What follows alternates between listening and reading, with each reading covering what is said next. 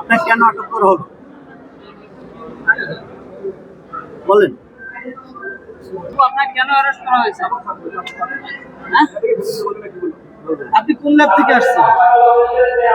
আমরা র্যাব ৮ বরিশাল একটি আভিযানিক দল আজকে সকালবেলা আমাদের এই দালাল চক্র হাসপাতালে যারা বিভিন্ন সময় সক্রিয় আছে তাদের বিরুদ্ধে আমরা গোয়েন্দা তৎপরতার মাধ্যমে আজকে ব্যবস্থা নেই। তো প্রথমত বলে রাখি, আমরা এ ধরনের এই দালাল চক্র, অবৈধ দালাল চক্র যারা আছে তাদের বিরুদ্ধে ব্যবস্থা নেওয়ার জন্য, তাদের বিরুদ্ধে বিভিন্ন অপারেশন যখন আমরা পরিচালনা করেছি তারই একটি অংশ হিসেবে আমাদের আজকের এই অপারেশনটি লঞ্চ করা হয়।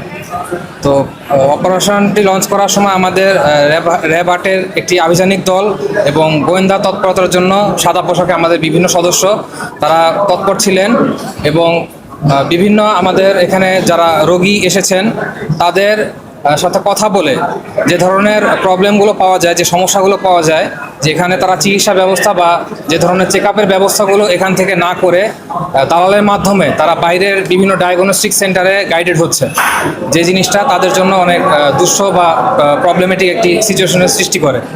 তো এরই মাধ্যমে আমরা জেলা প্রশাসনের সাথে সমন্বয়পূর্বক জেলা ম্যাজিস্ট্রেট এবং হাসপাতাল কর্তৃপক্ষের সহযোগিতায় আজকে আমাদের এই অভিযানটি পরিচালনা করি এবং আমরা সর্বমোট ৮ জনকে ধরতে সক্ষম হই।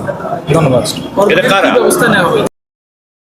কারণ দালালদের জন্য অনেকটা সমস্যা হয়, পেশেন্টরা বিভ্রান্তি বোধ করে, অস্বস্তি বোধ করে, কোথায় যাবে সুনির্দিষ্ট কোনো জায়গায় যাইতে পারে না, রোগটাও আইডেন্টিফাই করতে পারে না, এভাবে তাদের অর্থগুলি সব চলে যাচ্ছে।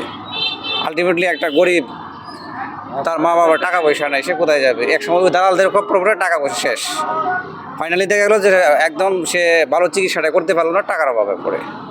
এই জন্য এই দালাল মুক্ত এটা করা দরকার। এই গভর্নমেন্টের এই সিদ্ধান্তটাকে স্বাগত জানাই।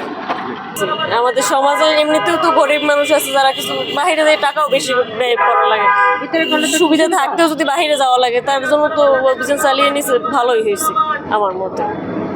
এরকম কি আরো চান নাকি এরকম অভিযান?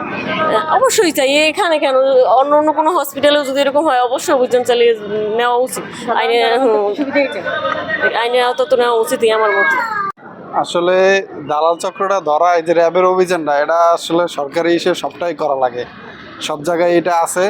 এটা যত দ্রুত সম্ভব করবে তত রোগীদের জন্য ভালো, আর বাংলাদেশের সবার জন্যই ভালো।